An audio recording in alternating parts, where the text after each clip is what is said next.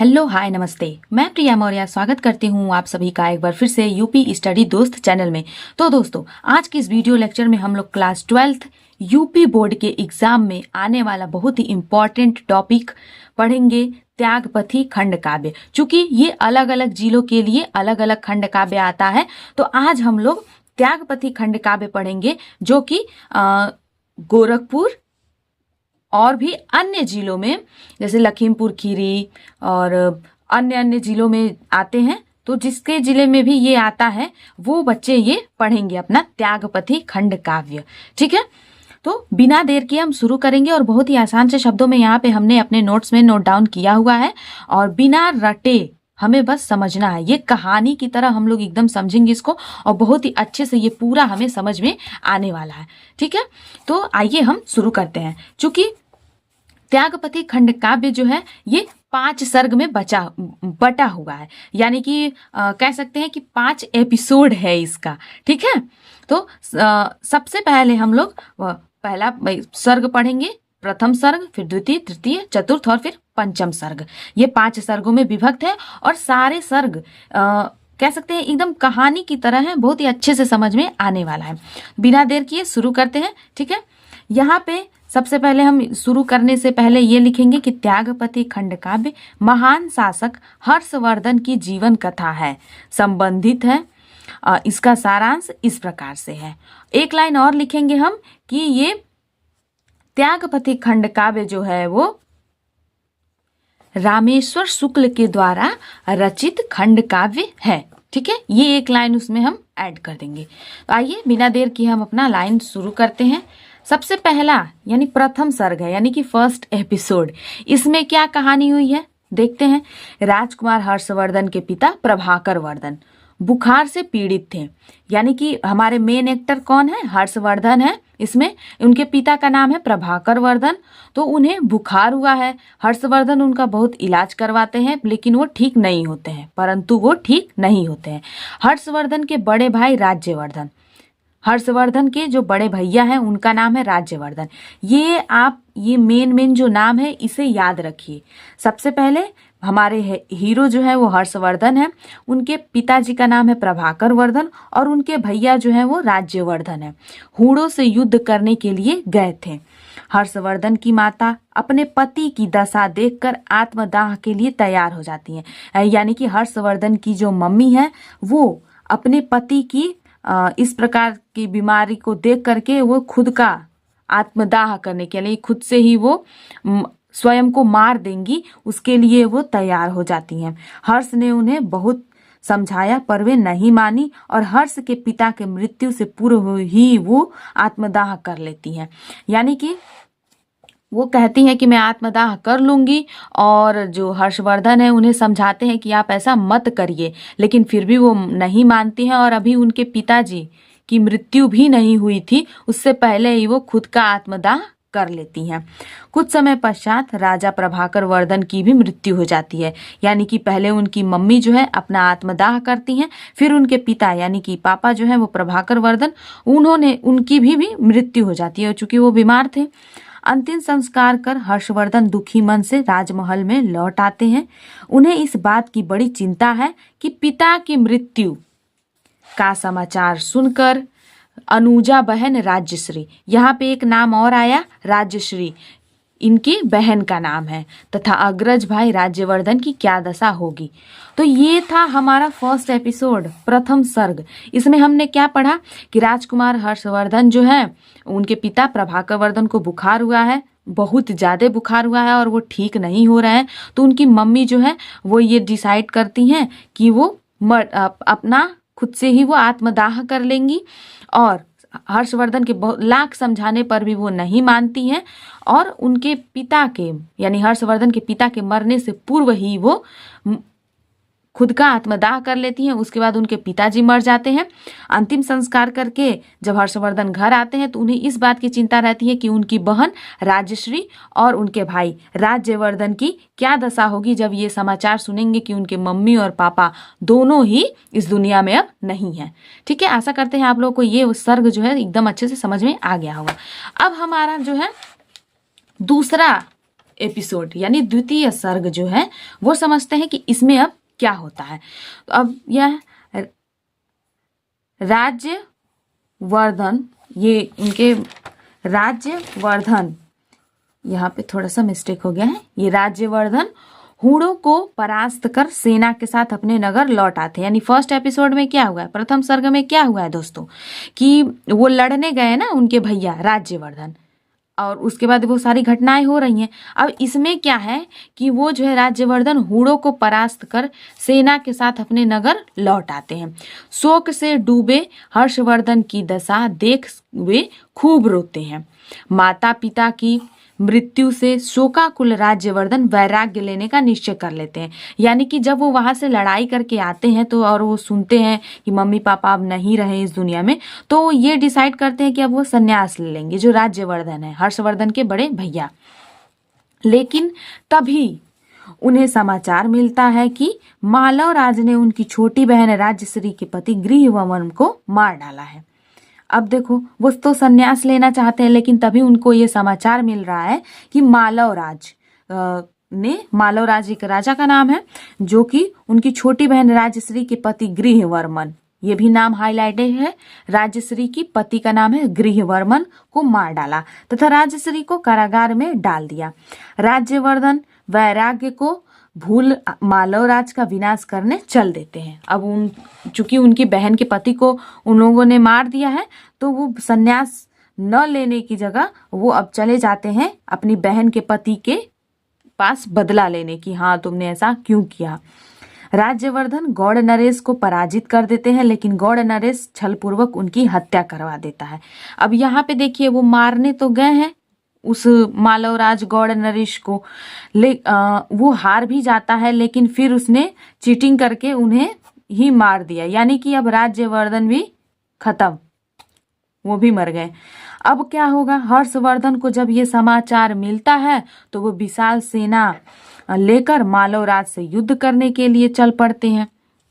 रास्ते में हर्षवर्धन को समाचार मिलता है कि उनकी छोटी बहन राजश्री बंधन मुक्त होकर विंध्याचल की ओर वन में चली गई है। यानी कि मालवराज ने उनके पति गृहवर्मन को मार दिया था, राजश्री के पति गृहवर्मन को, और उसके बाद राजश्री को जो है कारागार में डाल दिया, यानी जेल में डाल दिया था। और उनके भैया जो है यानी राज्यवर्धन, वो जाते तो हैं उन्हें बचाने, और चूंकि सेना को हरा भी देते हैं, लेकिन फिर चीटिंग करके वो लोग उनको भी मार देते हैं। तो अब जो है हर्षवर्धन जाते हैं उन्हें बचाने के लिए, जा रहे थे लड़ाई करने की, उन्होंने हमारे भैया को भी मार दिया, हमारे बहन के पति को भी मार दिया, ये सारी चीजें हुई। तो जब वो रास्ते में जा रहे थे तो इन्हें ये पता चलता है कि हमारी बहन जो है वो कारागार से बंधन मुक्त हो गई है, लेकिन विंध्याचल की ओर वन में चली गई है। क्यों गई है, आगे देखते हैं। यह समाचार पाकर हर्षवर्धन बहन को खोजने वन की ओर चल देते हैं। रास्ते में उन्हें एक भिखारी के द्वारा पता चलता है कि राजश्री आत्मदाह करने जा रही हैं। वे जल्द ही उनके पास पहुंचकर उन्हें आत्मदाह से बचा लेते हैं और उनके साथ कन्नौज लौट आते हैं। ठीक है, यानी कि जब वो कारागार से छूटती हैं तो वो संन्यास लेने के लिए जो है खुद का आत्मदाह करने के लिए राजश्री विंध्याचल चल जाती हैं। लेकिन जब ये बात जो है हर्षवर्धन को पता चलता है तो उन्हें जाके वो बचा लेते हैं। तो ये था हमारा सेकेंड एपिसोड, यानी कि द्वितीय सर्ग। ठीक है दोस्तों, एकदम कहानी की तरह है, बिल्कुल भी टेंशन मत लीजिए, ध्यान से सुनेंगे ऐसे ही याद हो जाना है। अब हम लोग अपना थर्ड एपिसोड पढ़ते हैं, यानी कि तृतीय सर्ग। ओके, अब इसमें देखते हैं कि आगे क्या होता है। कि हर्षवर्धन अपनी बहन के छीने हुए राज्य को पुनः प्राप्त करने के लिए अपनी विशाल सेना के साथ कन्नौज पर आक्रमण कर देते हैं। क्योंकि अभी वो तो जा रहे थे बदला ले लें, लेकिन रास्ते में पता चलता है कि उनकी बहन राजश्री जो है वो विंध्याचल जा रही हैं आत्मदाह करने, तो वहीं से वो बचाने के लिए उन्हें चले जाते हैं ना। अब वो उन्हें बचा कर जब आते हैं तब वो जो है आक्रमण करते हैं कन्नौज पर, यानी अपनी बहन की जो ससुराल है वहां पे वो आक्रमण करते हैं। और वहां अधिकार जमाने वाला मालव कुलपुत्र भाग जाता है। जो राजा यानी मालव राज जो था वो वही ना उनके पति को मार के और वहां पे अपना ध्वज जमा लिया था, तो उन्हें वो हरा देते हैं और वो मतलब डर के वहां से भाग जाता है। राज्यवर्धन का हत्यारा गौड़ नरेश शशांक भी अपने गौड़ प्रदेश को भाग जाता है। सभी लोग हर्षवर्धन से कन्नौज का राजा बनने के लिए प्रार्थना करते हैं। क्योंकि उन्होंने ये सारी चीजें की, उस राज्य को अपना बचाया जो भी है, तो वहां के जो लोग थे वो कहते हैं हर्षवर्धन को कि आप ही अब कन्नौज का राजा बन जाइए। लेकिन परंतु हर्ष अपनी बहन का राज्य लेने से मना कर देते हैं। वे अपनी बहन से सिंहासन पर बैठने को कहते हैं, परंतु बहन भी राज सिंहासन ग्रहण करने से मना कर देती है। फिर हर्षवर्धन ही कन्नौज के संरक्षक बनकर अपनी बहन के नाम से वहां का शासन चलाते हैं। यानी कि बहुत लोग बोलते हैं, तो उसकी वजह से वो वहीं पर रहकर वहां का संरक्षण, यानी एक तरह से कह सकते हैं बॉडीगार्ड बन करके, और वो राज्य जो है वो चलाते हैं, वहां पे शासन करते हैं। उन्होंने कश्मीर, पंचनद, सारस्वत, मिथिला, उत्कल, गौड़, नेपाल, बल्लवी, सोरठ आदि सभी राज्यों को जीतकर तथा यवन, हूण और अन्य विदेशी शत्रुओं का नाश करके देश को अखंड और शक्तिशाली बनाकर एक सुसंगठित राज्य बनाया। अपनी बहन के स्नेहवश वे अपनी राजधानी भी कन्नौज को ही बनाते हैं। यानी कि जब इतने सारे जगहों पे उन्होंने विजय प्राप्त कर लिया, तो इन सारे जगहों का एक राजधानी बनाया, वो क्या था? कन्नौज। और अनेक वर्षों तक धर्म पूर्वक शासन करते हैं। उनके राज्य में प्रजा सुखी थी तथा धर्म, संस्कृति और कला की भी पर्याप्त उन्नति हो रही थी। यानी ये सारी चीजें होने के बाद वहां पे सारी चीजें सुख शांति के साथ बीतने लगती हैं। तो ये था हमारा 3rd एपिसोड की कहानी। देखते हैं 4था एपिसोड में अब क्या हो रहा है। दोस्तों, अगर समझ में आ रहा हो, अच्छा लग रहा हो वीडियो, तो वीडियो को लाइक करें, अपने दोस्तों के साथ शेयर करें।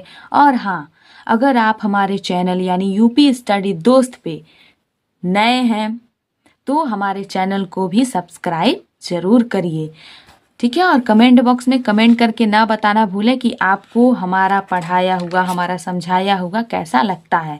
तो अब हम लोग 4th एपिसोड यानी 4th सर्ग पढ़ते हैं। राजश्री एक बड़े राज्य की शासिका होकर भी दुखी हैं।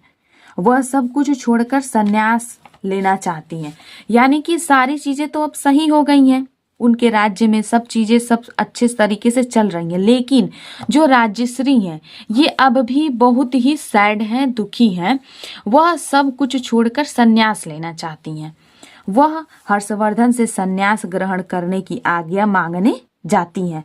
तो हर्षवर्धन उन्हें समझाते हैं कि तुम तो मन से ही संन्यासिनी हो। यदि तुम गेरुए वस्त्र ही धारण करना चाहती हो तो अपने वचन के अनुसार मैं भी तुम्हारे साथ ही संन्यास ले लूंगा। यानी कि राजश्री जो है वो संन्यास धारण करने के लिए अपने भाई हर्षवर्धन से पूछने जाती हैं। अब हर्षवर्धन ही उन्हें उल्टा कह देते हैं कि अगर आप सन्यासिनी बनेंगी तो मैं भी आपके साथ संन्यास बन जाऊंगा, मैं भी संन्यास ले लूंगा। अब क्या होगा भैया, देखते हैं। तभी दिवाकर मित्र आकर उन्हें समझाते हैं कि वास्तव में आप दोनों भाई बहन का मन सन्यासी है, किंतु आज देश की रक्षा एवं सेवा संन्यास ग्रहण करने से अधिक महत्वपूर्ण है। तो उन लोगों के एक दोस्त हैं दिवाकर, मित्र दिवाकर हैं, वो आते हैं और उन दोनों ही लोगों को समझाते हैं कि आप लोग सन्यासिनी तो मन से है ही, अभी के लिए जो है देश की सेवा आप लोगों के सन्यासी बनने से ज्यादा जरूरी है। तो दिवाकर मित्र के समझाने पर दोनों सन्यास का विचार त्याग कर देश सेवा में लग जाते हैं। तो ये था हमारा 4th एपिसोड, ठीक है। लास्ट एपिसोड यानी 5म सर्ग हम लोगों का बचा हुआ है, ये भी समझते हैं फटाक से, फिर क्या वीडियो खत्म और पूरी कहानी समझ में आ जाएगी। बस 2 मिनट और, ठीक है। आइए देखते हैं अब इसमें क्या होता है। 5म सर्ग है हमारा। हर्षवर्धन एक आदर्श सम्राट के रूप में शासन करने लगते हैं। तो सारी चीजें सही हो जाती हैं। अब जो है वो एक अच्छे राजा बन करके और शासन करने लगते हैं। उनके राज्य में प्रजा सब प्रकार से सुखी है। विद्वानों की पूजा की जाती है, यानी कि उनके राज्य में सभी लोग हैप्पी हैप्पी रहने लगते हैं। सारी कलाकृतियाँ, ये सारी चीज का विकास होने लगता है और जो विद्वान लोग हैं उन लोगों की पूजा की जाती है।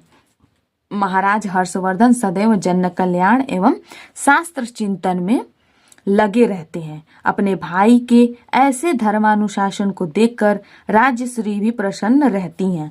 संपूर्ण राज्य एकता के सूत्र में बंधा हुआ है। एक बार हर्षवर्धन तीर्थराज प्रयाग में संपूर्ण राजकोष को दान कर देने की घोषणा करते हैं। यानी कि अब क्या हुआ कि मतलब सारी चीजें अब सही से चलने लगी हैं। राजश्री भी खुश हैं कि उनके भाई जो है इस प्रकार से शासन चला रहे हैं, प्रजा खुश है, मतलब सारी चीजें एकदम अच्छे से चल रही हैं। अब जो है हर्षवर्धन जो है वो प्रयाग में जहाँ पे लोग स्नान करने जाते हैं, तो वहां पे वो अपना संपूर्ण राजकोष, यानी इनके पास, इनके राज्य में जितने भी धन थे, यानी इनके पास, इनके पूरे राज्य में नहीं, इनके पास जितने भी स्टोर मतलब जो भी धन वन थे उसको ये दान करने की घोषणा करते हैं। मतलब जितना भी ही है इनके पास, एक कपड़ा तक भी ये अपने पास नहीं रखते हैं। वो सब चीज वो दान कर देते हैं। सब कुछ दान करके वे अपनी बहन से मांग कर वस्त्र पहनते हैं, यानी इतने दानी थे ये। इसके बाद हर 5 साल बाद वे इसी प्रकार अपना सब कुछ दान करने लगे। यानी कि एक बार दान कर देते थे और फिर 5 साल तक वो इकट्ठा करते रहते थे, फिर वो सब कुछ अपना दान कर देते थे। और इस दान को वे प्रजा ऋण से मुक्ति का नाम देते थे। अपनी जीवन में वे 6 बार इस प्रकार के सर्वस्व दान का आयोजन करते हैं। यानी अपनी पूरी लाइफ में ये 6 बार, ये यानी 5-5 साल का ब्रेक देके ये दान करते रहते हैं, इनके पास जो भी रहता है। हर्षवर्धन संसार भर में भारतीय संस्कृति का प्रसार करते हैं। इस प्रकार कर्तव्य प्राण त्यागी परोपकारी परमवीर महाराज हर्षवर्धन का शासन सब प्रकार से सुखकर तथा कल्याणकारी सिद्ध होता है। ठीक है, तो यहाँ पे हमारा 5वां और लास्ट एपिसोड भी बहुत ही अच्छे से खत्म हो गया। तो हम लोगों ने आज पढ़ा क्लास 12th के खंड काव्य जिसका नाम था त्यागपथी। आशा करते हैं आप लोगों को ये पूरा अच्छे से समझ में आया होगा। हमारे चैनल यूपी स्टडी दोस्त पे क्लास 10th और 12th दोनों ही क्लासेस के हिंदी, इंग्लिश, मैथ और साइंस के वीडियोस अपलोडेड हैं, उसे भी आप लोग ज़रूर देखिए। तो दोस्तों मिलते हैं ऐसे ही अच्छे अच्छे वीडियो के साथ अपने नेक्स्ट वीडियो में। तब तक के लिए बाय बाय, टेक केयर।